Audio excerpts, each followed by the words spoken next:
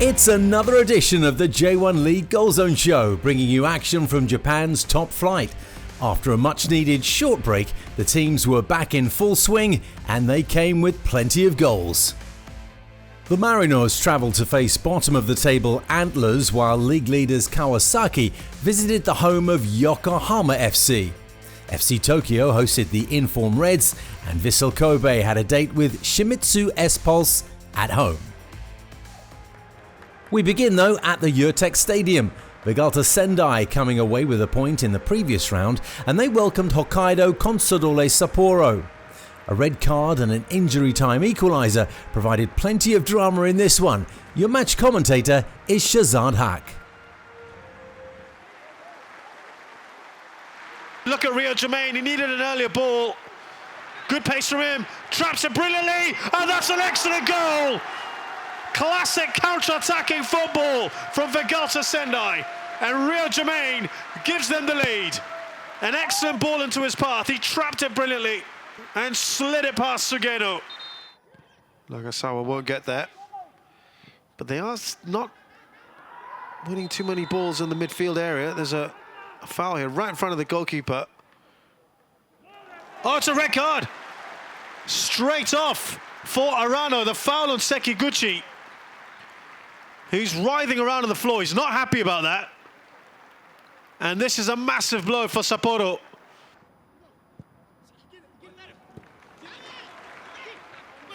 Comes storming forward, another chance! What a thunderbolt that is! Superbly struck. Kei Ashihashi makes no mistake, no chance whatsoever. Just hesitated, oh, he couldn't save it this time. The keeper, no heroics. And it's the shortest man on the pitch, Chanatip Songkrasin, who gets on the end of that. Oh, it's an own goal. Well, Jay's claiming it. And hapless Sendai have conceded an added time here. They have fought hard here. Yeah, I think it is an own goal from Hiraoka. No, in fact, it isn't Hiraoka. I think that's come off Shunta Tanaka. Jay, I'm not sure why he's claiming it. And that could be it. Well, what a fight back here from Consadole Sapporo. The final score here at the Urtex Stadium, a fantastic match. Vegalta Sendai 2, Hokkaido Consadole Sapporo 2. Next up, Kashima Antlers, desperate for their first points, were up against Yokohama F Mariners, with only one win so far.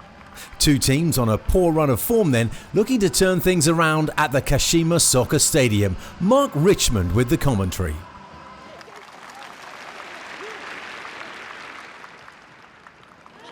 There was some shown there. The cross is not a bad one either. An opportunity for the opening goal, and it's scored by Ueda. The youngster has done it. His first touch of the game, and he's buried it into the back of the net. And there's a run coming in from right full back by Matsubara. Ediga, space outside for Nakagawa. Oh, it's a lovely ball, slipped inside, and what a goal. That has the Ange Postecoglou trademark all over it. Superb strike, and once again, is that front three, isn't it? Ediga, Nakagawa, and Marcos Jr., who found the finishing touch for his third of the season.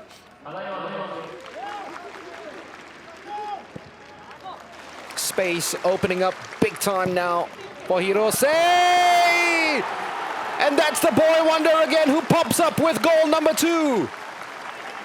Ayase Ueda. This boy can do no wrong. And here's a 3-on-2 break. Yasushi Endo, that's not a very good ball from him. This player is still free on the outside. He decides to go inside. And this should be a tap-in. It's a brilliant goal for Kashima Antlers. And he's finally opened his accounts. Everaldo. Just can't believe what's happening at the moment. Marcos! Brilliant! absolutely brilliant.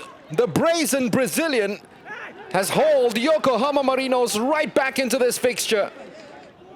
Well, last year when Nakagawa scored for Yokohama Marinos, it was their first goal since 2013 at the stadium. This year they've managed to score 2 for the first time since winning here in 2012. But they might be on the end of a losing effort after that strike by Shirasaki. Yet again, dwelling at the back, very careless from Yokohama Marinos. This time absolutely punished by Kashima Antlers. And surely this will be the final attack of the game for Yokohama Marinos. They ran themselves to the ground. They couldn't keep up though with the intensity of Antonio Carlos Zago's side, who came out of the second half firing with the confidence of having scored their very first J-League goal of the season from an Antlers player. Full time at the Kashima Soccer Stadium. The Antlers win this one against Yokohama Marinos by 4-2. The other Yokohama side played host to league leaders Kawasaki Frontale. The visitors had scored 9 goals in the last 3 games and had Yu Kobayashi return from knee surgery. The limited crowd only had to wait 5 minutes for the first piece of action, Leandro Damião seeing his shot turned away by the goalkeeper's legs. Damião was in action again just 3 minutes later, and from 25 yards, once again Yuta Minami in goal denied him. It was hard to keep the Yokohama custodian out of the action, this time Ryoto Ishima from distance.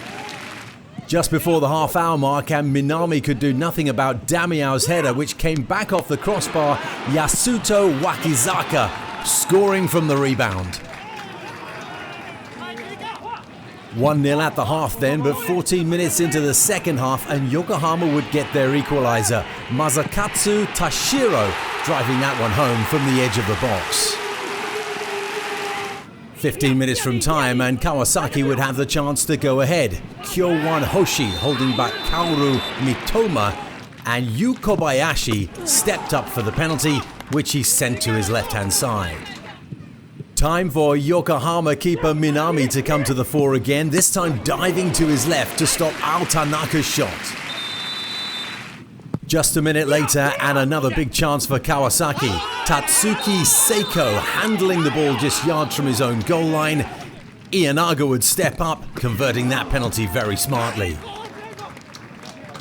Despite looking like he'd end up on the losing side, Minami was certainly a candidate for the Man of the Match award, this time diving to his right to deny Miki Yamana. Despite all of that, Minami would be beaten for a 4th time. Kobayashi's shot from the edge of the box deflected home by his namesake, Yokohama's Yuki Kobayashi. Hard lines after such a strong goalkeeping performance, but Minami was beaten for a 5th time. 6 minutes into time added on for stoppages, Shogo Taniguchi heading home from the corner. At the Toyota Stadium now, an unbeaten Nagoya Grampus welcomed Seigan Tosu, who was still without a goal all season. First chance of the game came 10 minutes in. Smart turn on the edge of the box from An Yong-woo, but his shot turned away by the goalkeeper. Chance for Nagoya at the other end of the field and some smart work by them around the penalty area. Yukisoma with the cross, Ryogo Yamasaki's shot blocked and out for a corner. Just before the half-hour mark now, Hiroyuki Abe challenging the defence, turns inside. His shot though saved by Yohei Takaoka. Into the second half, still looking for the opening goal. Some neat footwork here by Riki Harakawa. An Yong-woo's shot saved by the goalkeeper onto the upright. Nagoya on the attack just before the hour mark now. Naoki Maeda with a lovely through ball to Mateus. Maeda continues his run and that shot coming back off the crossbar. Nagoya would take the lead though in the 62nd minute, and it was a goal of high quality. Hiroyuki Abe with the through ball. Maeda catching this one as it came over his head with a left foot volley, and that's 1-0. 1-0 up, and with the bit between their teeth, 9 minutes to go, and Nagoya play some lovely one-touch football around the box. Maeda's shot though deflected onto the post by the goalkeeper. All of that may have led to a little bit of frustration for Sagan Tosu. Thiago Alves, who was already on a yellow card, kicking out there. 2 yellows for him, and he leaves the field in the 83rd minute. No further score. Kashiwa Reysol came into their game this weekend on a 3-game losing streak.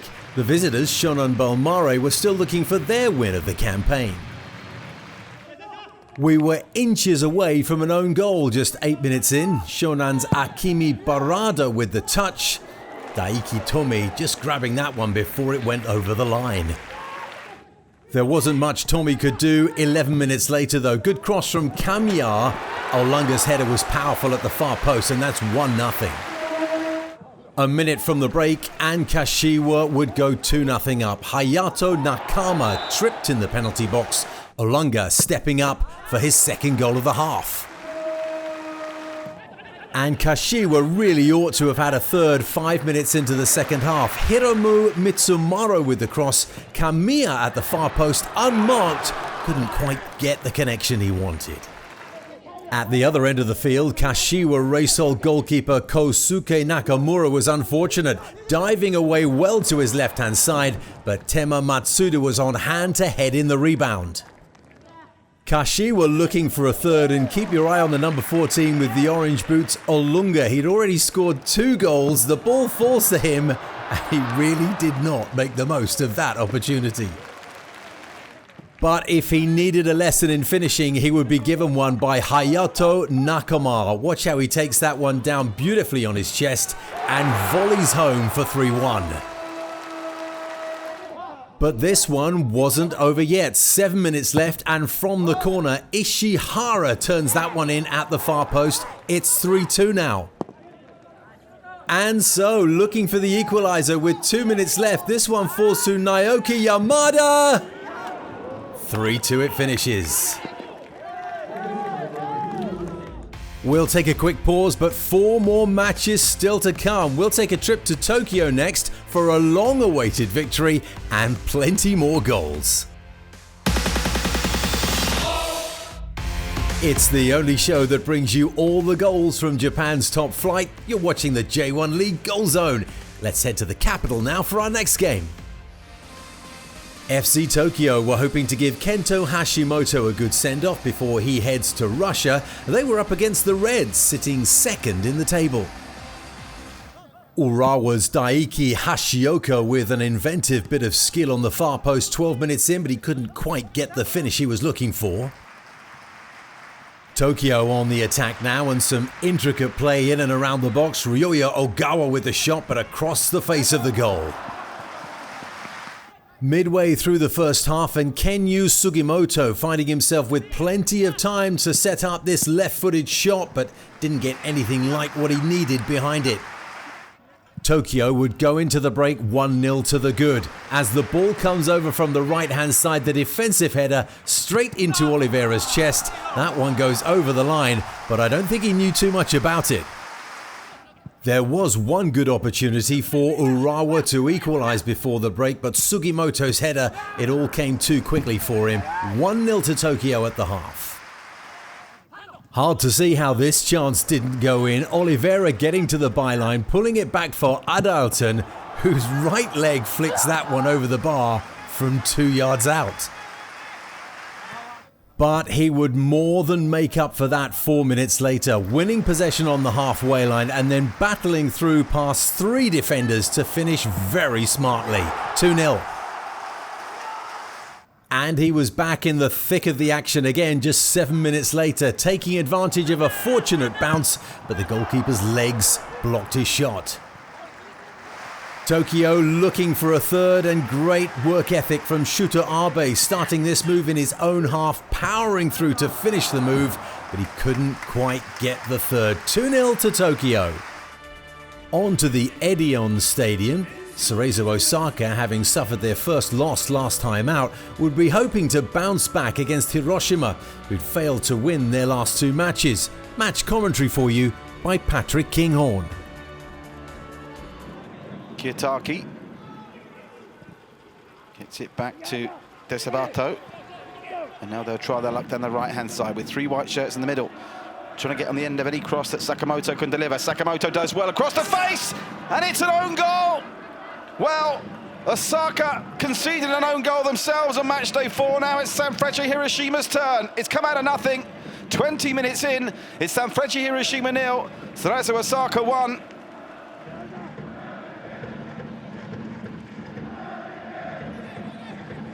Looking for the free kick on the edge of the area and winning it as well, and that's a nightmare for Toshihiro Adiyama because he's given Kenta Kura's side a real opportunity, the best set-piece opportunity we've seen in the game so far, 35 minutes in.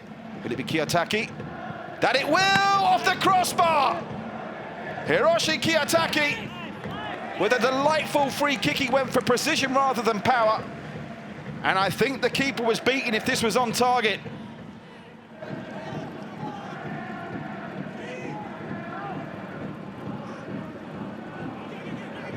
Perhaps fortunate not to concede again. They might concede again now, though. Chance for 2-0. It's oh too easy for Cerezo Osaka.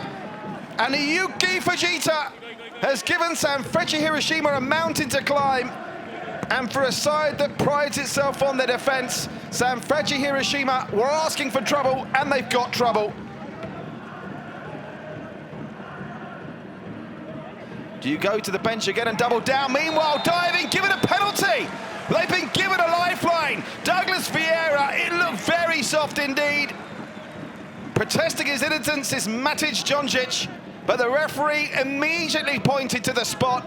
And where has this come from? A game that was played in fits and starts in the first 45.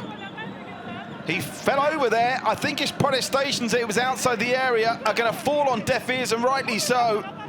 Douglas Vieira, no messing around, and Sanfrecce Hiroshima are straight back in this now. Cerezo Osaka will be kicking themselves. They scored the most simplest of goals 5 minutes into the second half through Fujita after shambolic defending from Sanfrecce Hiroshima. Not Suda. Delivery is a good one. Heads are up, heads in, and it's straight to the keeper. And that will be that. Cerezo Osaka have ultimately made it look a little bit tougher than it might have been, having gone 2-0 up. It's finished here. Sanfrecce Hiroshima 1, Cerezo Osaka 2. Gamba Osaka played host to Owita Trinita at the Panasonic Stadium Suita. Both sides level on points, were coming into this one in good form. Gamba on the attack early on, Takashi Usami driving in this ball, Adim Milson with the glancing header and a good save from Shun Takagi. Owita, looking to build on that good work from their goalkeeper, charged down the field, and Daiki Watare found it difficult to deal with the challenge of the defender, still 0-0 after 15 minutes. Midway through the first half, and Shun Takagi would come to Owita's rescue again, this time Edim Milson turning smartly at the edge of the box and his low shot gathered by the goalkeeper. But the goals would come, the first of them for Owita Trinita in the 33rd minute. Good cross from Tatsuya Tanaka and a bullet header from Daiki Watari. The equaliser for Gamba Osaka would come quickly though. Tomoki Iwata's foul on Kosuke Unose, and Usami puts that penalty into the top right-hand corner. Gamba's winner would come early in the second half. Usami finding Adam Milson, who's turned smartly onto his left foot and finishes that one for a 2-1 win. Gamba Osaka's neighbours Vissel Kobe were struggling to turn possession into goals so far this season. Let's see if they found any fortune as they welcomed Shimizu S Pulse, who'd yet to break their duck during this campaign. Oliver Hogben with your match commentary. A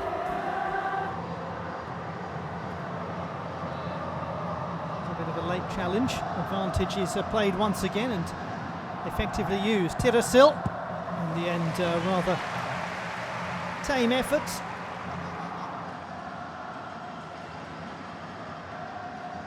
Given away. Iniesta, Douglas, space. Furuhashi is there as well. Douglas decides to shoot, and surely there was a much better option just to slot that in the path of Kyogo Furuhashi. Just a little ball there, and Furuhashi is in and away, and he's so good one-on-one with the keeper as well. Counter-attacking chance here. Carlinhos Junior Watch Kaneko coming up on the right as well. He's got plenty of space. Kalinios Jr. now plays it perhaps a touch softly to Kaneko. And the shot also similarly soft, but danger is certainly clear. A late corner kick in this first half.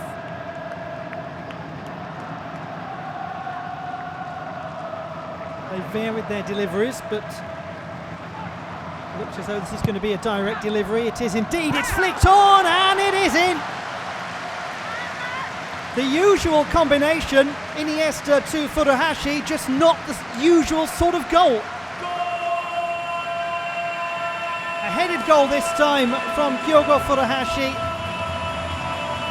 and he gets his third goal of the season. Kalinios. Wasn't a bad idea. Furuhashi with the Sakai, the player who did the intercepting, coming forwards to support him. It's somehow been touched in by Douglas. Looked as though that attack was done and dusted. How did he manage to stroke that ball in? Beyond Umeda, with Hwang Seok-ho surely the favourite to get this away. Furuhashi with an excellent break.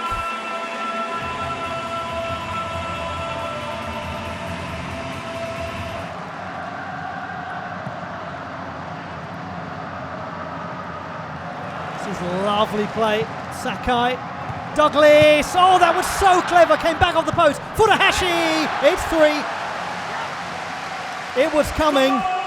It certainly was coming. And in the 65th minute, Vissel Kobe have made it 3-0. And the S-Pulse are really in trouble now.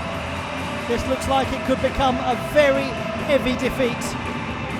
Sakai pulled it back. Douglas, that was almost perfect. And by the time it came back to Furuhashi, it seemed a done deal. Umeda totally exposed, no chance, and it goes through his legs. Another cruel moment for the young goalkeeper, Renato Augusto. Gotoku Sakai, who's had a really very good game.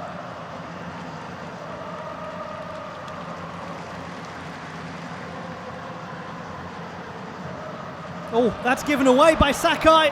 After all that, they've got the goal, S-Pulse. Just as I was complimenting how well Sakai has played.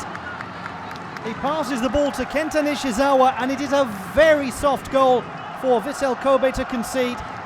No need to do that at all.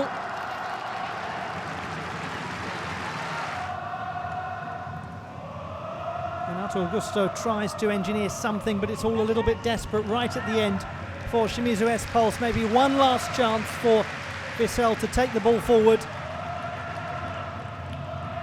It's a really good challenge from Valdu.